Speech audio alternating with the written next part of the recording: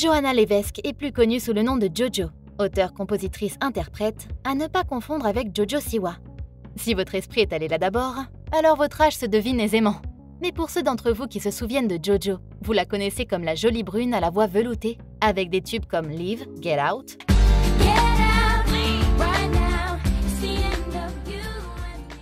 Too Little Too Late,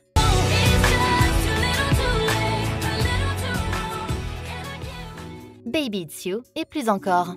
L'emprise de ces tubes intemporels sur les jeunes filles du monde entier n'a pas été une blague, et la carrière de JoJo s'annonçait prometteuse. Au fil du temps, nous avons remarqué un déclin des apparitions publiques de la native de Boston, et après un certain temps, JoJo semblait avoir disparu des projecteurs. Les fans ont spéculé pendant des années sur ce qui avait pu lui arriver. Certaines rumeurs affirmaient qu'elle avait quitté l'industrie, et d'autres allaient même jusqu'à dire qu'elle était morte. Internet adore tuer les célébrités bien vivantes. Alors que les rumeurs circulaient, le public ne savait pas que JoJo se battait contre des démons internes et qu'elle était prise en otage par son label de l'époque. Cette jeune superstar de 13 ans pensait qu'elle était dans le voyage à destination d'une vie meilleure. Elle était loin de se douter que l'industrie ferait d'elle une nouvelle victime. Voici comment une jeune chanteuse pop sensationnelle a failli perdre sa carrière et sa vie. Salut à tous et bienvenue sur la chaîne qui vous dévoile la face cachée des célébrités. Aujourd'hui, nous parlerons de JoJo, mais avant de commencer, abonnez-vous à la chaîne et activez la cloche des notifications si vous êtes nouveau sur la chaîne. À l'âge de 6 ans seulement, la petite Johanna sait qu'elle veut être chanteuse. Elle grandit dans le sud de Foxborough, Boston, et son éducation n'est pas la pire, mais pas non plus la meilleure. Elle partageait une chambre avec sa mère Diana, une femme de ménage dans leur appartement exigu. À l'église locale, Maman Levesque est soliste dans la chorale de l'église, ce qui donne envie à Johanna de chanter elle aussi. Comme Diana diffusait régulièrement de la musique dans la maison, Johanna a commencé à imiter les voix qu'elle entendait.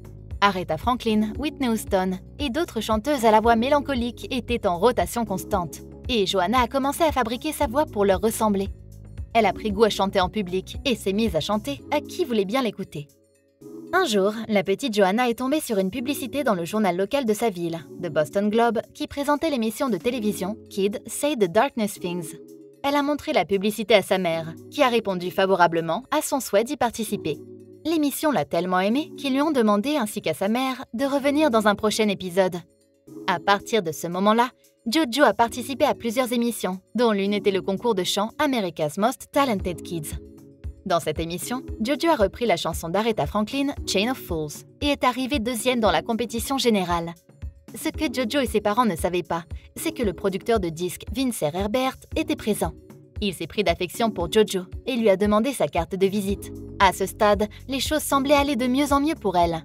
JoJo a fait des apparitions dans des talk-shows comme The Rosie O'Donnell Show et The Oprah Winfrey Show, et tout ça à l'âge de 9 ans. Et c'est à l'âge de 12 ans que sa mère Diana a accepté l'offre de Vince Herbert. Après avoir pris un vol pour New York, Vincent a présenté à JoJo le label de Barry Hunkerson, Blackground Records. Si vous vous demandez pourquoi ce nom vous semble familier, c'est parce que la princesse du R&B Alia Houghton est la nièce de Barry Hunkerson et qu'elle a également été recrutée par Blackground. Barry a créé le label uniquement pour sa nièce Alia, car elle était très jeune à l'époque et les autres labels hésitaient à signer des jeunes talents, et par jeunes, j'entends des enfants et des préadolescents. Blackground a signé JoJo à 12 ans et ils sont rapidement devenus une famille. C'est ce qu'ils pensaient. Le label a acheté à JoJo et à sa mère leur première voiture et un nouvel appartement dans le New Jersey pour contourner les lois sur le travail des enfants. Malgré sa voix riche et mélancolique, le label lui demande de renoncer à son image suave pour adopter une esthétique plus adolescente et pop. À l'âge de 13 ans seulement, JoJo a sorti son premier tube, Live, en 2004, qui a rapidement grimpé dans les classements du Billboard, atteignant finalement la première place du Billboard Hot 100. JoJo est au sommet du monde de la musique pop, sortant tube après tube et faisant la première partie d'artistes comme Usher. Son premier album éponyme, JoJo, est certifié platine, et son album suivant, The High Road, est certifié or. JoJo passe d'une tournée mondiale à l'enregistrement de centaines de chansons inédites, et soudain, la vie de superstar telle qu'elle la connaît se heurte à un mur. Blackground Records a commencé à couper les ponts avec les sociétés de distribution, et JoJo n'y a pas prêté attention. Elle a cependant remarqué un énorme ralentissement dans sa carrière. Elle s'intéresse à la comédie et commence à travailler sur des films, sans l'approbation de son label. Il voulait le contrôle total de l'argent que JoJo gagnait. Le personnel de Blackground se rendait sur les lieux du tournage de JoJo et intimidait l'équipe de tournage. La rumeur s'est répandue et d'anciens employés de Background ont fait savoir à Johanna que si elle restait avec eux, elle était sur un bateau qui coulait. Elle devait quitter son label au plus vite. L'adolescente a entendu tellement de rumeurs sur son label, venant de toutes parts, qu'elle ne savait pas quoi croire. Ce n'est que lorsqu'elle a remarqué que ses camarades musiciens commençaient à la surpasser et que des portes qui s'ouvraient autrefois à elle semblaient désormais rester fermées, que ses yeux se sont complètement ouverts. Elle était bien réveillée, mais à ce stade, il était un peu trop tard, sans jeu de mots. Alors qu'elle n'était pas encore majeure, elle avait signé sans le savoir les droits de sa propre voix. Jojo était maintenant coincée dans l'un des contrats les plus horribles de l'histoire de la musique. Les fans ont remarqué que la présence de Jojo dans les médias s'est estompée, et elle a su que ses fans l'ont remarqué. Ne pouvant pas sortir d'album ou de chansons, les ténèbres envahissent l'esprit de l'adolescente qui tombe dans une dépression. La dépression, en plus des problèmes familiaux déjà existants, comme la mort de son père, l'ont menée tout droit vers l'alcool et la toxicomanie.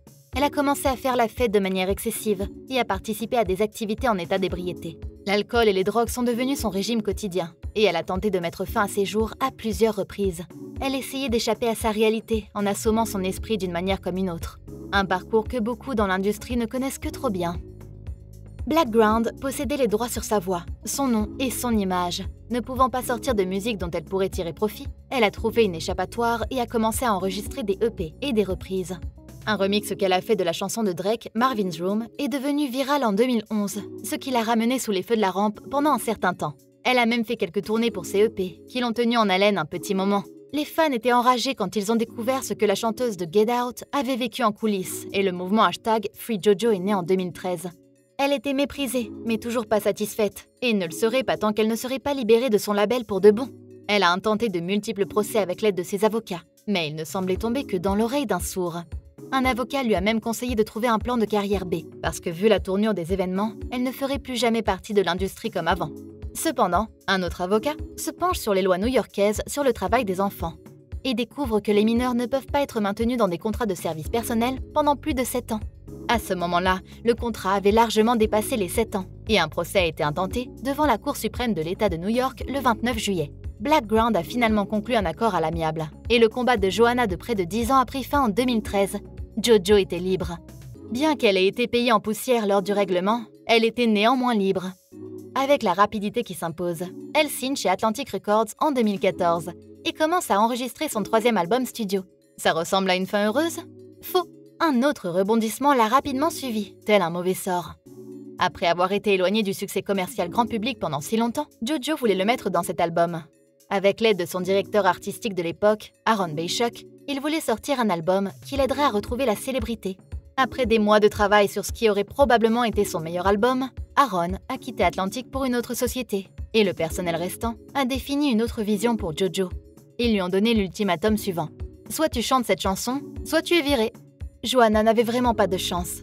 Ne voulant pas ruiner ses chances, elle chantait ce qu'on lui donnait, ce qui a donné lieu à la sortie de son album Mad Love, le 14 octobre 2016, qui a débuté à la 6e place du Billboard 200. L'album comprend des featurings avec Wiz Khalifa, Alessia Cara et Remy Ma. Les fans étaient ravis du retour de Jojo sur le devant de la scène. La tournée Mad Love Tour a débuté en janvier 2017 et les concerts se sont enchaînés à guichet fermé. L'ex-membre des One Direction et chanteur Pillow Talk, Zayn Malik, a même été aperçu à un spectacle à guichet fermé à New York. Peu de temps après la fin de la tournée Mad Love, Jojo a quitté Atlantic Records pour s'aventurer sur son propre label, Clover Music, sous l'égide de la société mère Warner Group Music.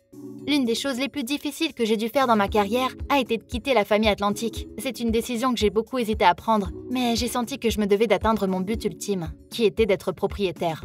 Réalisant qu'elle n'avait pas la propriété de ses masters, elle a entrepris de réenregistrer les chansons de ses 2 premiers albums en utilisant YouTube comme site de référence pour rendre les réenregistrements aussi précis que possible.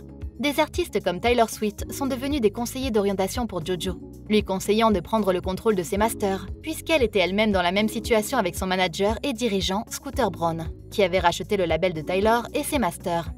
La musique réenregistrée est devenue numéro 1, presque immédiatement sur iTunes Music. Sous son label, Jojo a sorti un EP de Noël, December Baby. Et son dernier album, Good to Know, est sorti en mai 2020. En août 2021, Blackground Records a fait un retour en partenariat avec Empire Distribution, que personne n'avait demandé, se rebaptisant Blackground 2.0. Le label a annoncé via son compte Instagram officiel qu'ils allaient enfin publier leur catalogue mis en attente sur des sites de téléchargement numérique et les plateformes de streaming. Le catalogue de certains artistes comprend Tank, Static Major, Tony Braxton, Timbaland, Magoo, Alia et Jojo. Celle-ci demande instamment à ses fans de ne pas diffuser en continu ses albums nouvellement publiés par Blackground. Répondant à un fan sur Twitter, elle écrit « Je ne te dis jamais ce que tu dois faire, mais juste pour que tu saches, un streaming de la version 2018 réenregistrée me soutient et m'aide à continuer à faire ce que j'aime. Le streaming de l'original ne le fait malheureusement pas. L'industrie de la musique peut être un poney à un tour, mais au bout du compte, c'est un business, et avec tout business vient la cupidité. » Comme beaucoup d'artistes, JoJo s'est fait avoir par un label aux pratiques commerciales douteuses, mais elle est l'une des rares chanceuses à avoir pu faire son retour dans le grand public. Bien que son passage chez Atlantic ne se soit pas déroulé comme elle l'espérait, il lui a permis de se présenter à de nouveaux auditeurs potentiels.